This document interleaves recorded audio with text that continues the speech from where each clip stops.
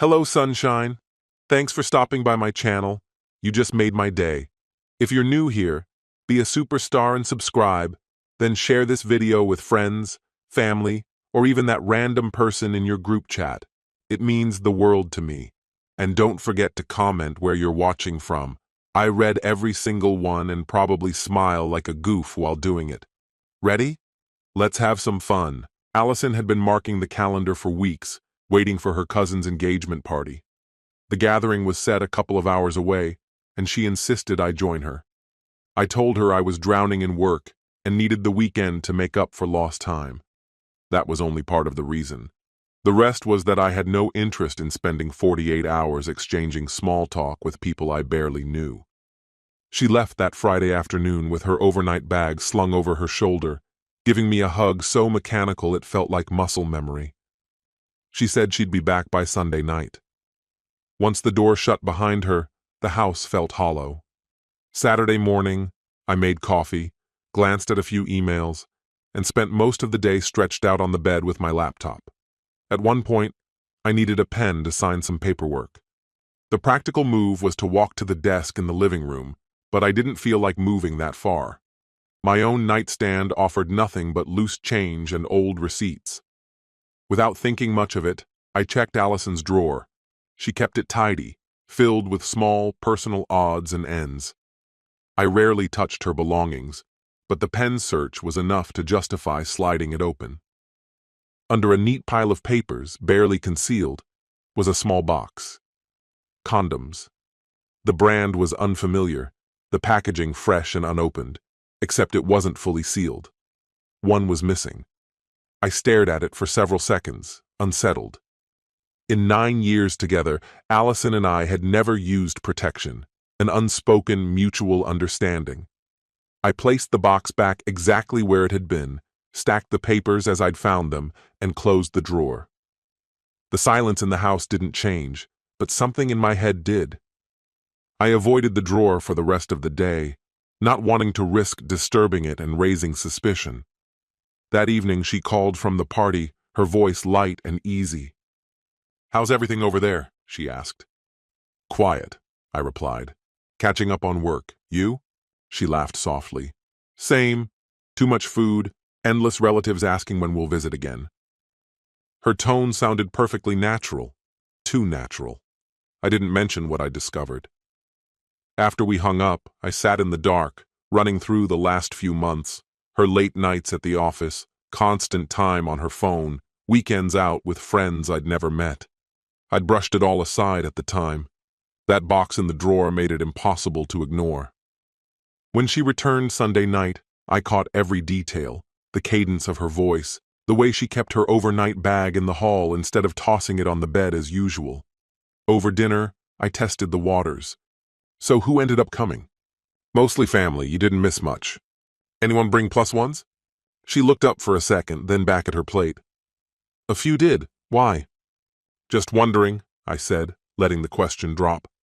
Monday morning, once she was out the door, I called Jack, an old friend who owned a small security equipment shop. I told him I needed some discreet cameras and maybe a GPS tracker, pretending it was for work. He didn't ask questions. By Wednesday, a package arrived. 2 miniature cameras small enough to pass as shirt buttons, a voice recorder, and a magnetic GPS device. I wasn't ready to confront her yet. I wanted proof first. Early Friday, before she woke, I crouched beside her car and fastened the tracker to the underside of the rear bumper. Inside, I waited for her to leave before planting the cameras. One went between framed photos on the living room bookshelf. The other I tucked into the bedroom closet, angled toward the door but hidden behind shoeboxes. The live feeds to my phone showed clear video and sharp audio. For several days, nothing looked unusual. The tracker recorded her usual loop: office, grocery store, yoga. The cameras caught her reading, cooking, watching TV. Then Thursday brought something different. The bedroom feed showed her pacing with her back to the camera, speaking into the phone in a low voice. "No, Monday's better, same place. Don't text until I say." She ended the call abruptly, stuffed her phone into her bag, and resumed folding laundry. I checked the GPS logs. That afternoon, between 2:15 and 4:40, her car had been parked at a small hotel 15 minutes from her office. That night, I asked casually how her day had gone. "Nothing out of the ordinary," she said easily. "Meetings, then yoga." The picture in my mind was getting clearer. Friday morning, she left earlier than usual. The tracker showed her at the same hotel for an hour before heading to work. I saved the GPS data, downloaded the audio clips, and backed up everything. I was getting closer. That night, she came home smiling as though nothing had changed. "How was your day?" I called from the kitchen. "Long," she answered, kicking off her heels. "One meeting after another, then dinner with coworkers." "What did you have?" "Thai, the place on 5th. "Who went with you?" She paused, just long enough for me to notice. Samantha was there, joined by 2 of the newer employees. I already knew her. She was the only person from work I'd met in person before, so starting a conversation with her was simple. Bringing up the new hires was a safe way to talk without revealing too much. Later, after she went upstairs to shower, I checked the GPS records again. The timestamp matched the exact window she'd claimed to be having Thai food with coworkers. But the tracker showed her car parked at a hotel for 2 full hours. It was her second visit to that same place in a single day. I kept that information to myself. For now. That night, after she was asleep, I removed the memory card from the living room camera and went to my office. As I scrolled through the recordings, I stopped cold when I heard her voice. She was on the phone again, walking circles near the couch. Same location, same phrase as before. "No text until I say." This time it was clearer, almost as if she wanted the words to carry weight. The following morning at breakfast, I floated the idea of taking Monday off, maybe going somewhere together. She didn't even glance up from her coffee, just said she had an important meeting that afternoon. I smiled and agreed, but in my head, everything was lining up. If her Monday afternoon was actually free for someone else, then that was the day I'd get the confirmation I needed. When Monday arrived, I behaved as though everything was routine. Kissed her goodbye, left for work, and showed no hint of suspicion. From my desk, I kept the GPS tracker window open. At 11:42 a.m., her car pulled out of our driveway and went directly to that same hotel. She stayed just over an hour before heading back. That evening, I reviewed the bedroom camera feed. That's when the truth appeared in front of me. Around 2:15 p.m., she returned home alone.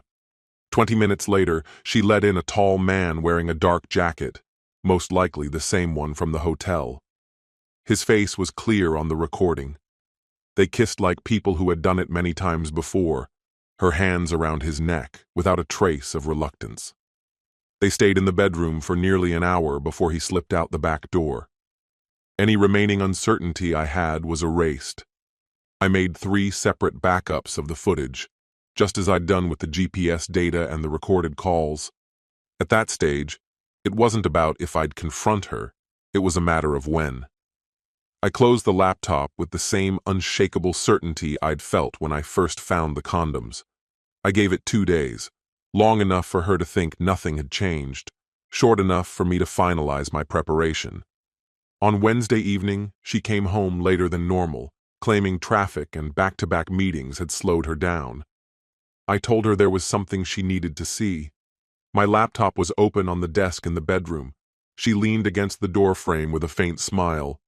"What's this about?" she asked. "Come here," I said. "You'll find out."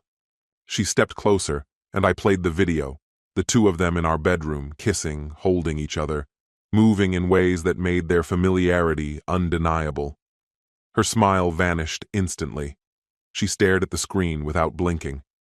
"This isn't," she began. "It is," I cut in. "Gavin, please," she tried again. "You're wrong. It was a mistake. Just once." "Monday wasn't just once," I said, keeping my tone flat. "Neither were the other hotel visits. I've been monitoring your car for weeks. I've recorded your calls. This is just the part you can't explain away." Her face went pale. You've been spying on me?" "I've been uncovering the truth," I said. "There's a difference." She reached toward me, maybe to touch my arm, but I stepped back. "You have two options, Allison. Pack your things tonight, leave quietly, and I keep this video private. Or stay, and tomorrow it goes to your family, your friends, and everyone at work." She blinked rapidly, searching for words, but none came. "Gavin, please," her voice broke. I stayed silent, closed the laptop, and nodded toward her suitcase in the closet. She stood frozen for a moment, then walked to the closet, took it down, and began folding clothes without speaking. I sat in the chair by the window, watching. No yelling, no dramatic scene, only the scrape of hangers and the dull thud of drawers closing. Halfway through packing, she stopped. "Gavin, I'm sorry. I don't even know why I—" "Don't," I said. "I'm not interested in reasons. Just finish." She held my gaze as if deciding whether to push back, then turned back to the suitcase. By midnight, 2 bags were waiting by the door. I carried them to her car. She lingered there in the driveway. "Where am I supposed to go?" she asked. "You have friends," I said. "Work it out." Her jaw tightened. "It doesn't have to end like this." "It already has." She got in, started the car, and drove off without looking back. The next morning, I contacted a divorce attorney. By Friday, the process had started. Allison didn't contest a single point, not the division of accounts, not my keeping the house.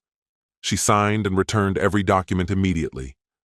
A week later, I heard she was living with someone from her yoga class. She told people we'd grown apart and decided to separate.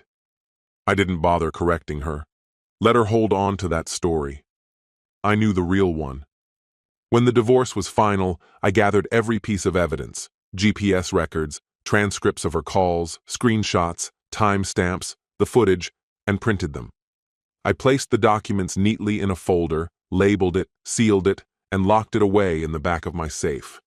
Not to use against her, just to remember. The house felt wider without her presence, the air carrying a quieter stillness. I preferred it that way. 2 months had slipped by since the divorce was finalized when a plain, unmarked envelope arrived in my mailbox. No return address. Inside lay a single, unembellished card with just 6 words. "You didn't have to ruin it all." There was no signature, but Allison's handwriting was impossible to mistake. I set the card down on the kitchen counter and went upstairs. From the safe, I took out a folder, its contents precise and orderly: GPS locations, phone logs, and frames clipped from recorded footage. It was all carefully assembled, the kind of evidence no one could refute. When I'd first received the video months earlier, I had quietly begun tracking the man in it. The search hadn't been difficult. A short dive into public social media revealed his surname, his address, and that he had a wife. I packed the file into a padded envelope and addressed it to her, his wife. I added no note. The documents required no explanation. 3 days later, a text came from a number I didn't recognize. I saw it all. "Thank you for letting me see the truth." There was no name attached, but I knew who it was. The woman from the smiling family photos, standing close to him as if the whole image belonged to her. I read her message twice before setting the phone aside. She didn't owe me thanks, yet I understood why she sent it. Truth deserves to be known, even when it cuts deep. I erased the text and finished my coffee. My part in their story was finished. That night, as I sat in my chair, I thought about the space between then and now. Once, I had searched for answers. Now, I required nothing from her. No explanations, no neatly tied conclusions. I already possessed both. Whatever choices Allison made next no longer concerned me. I wasn't watching anymore. That, I realized, was the truest victory of all.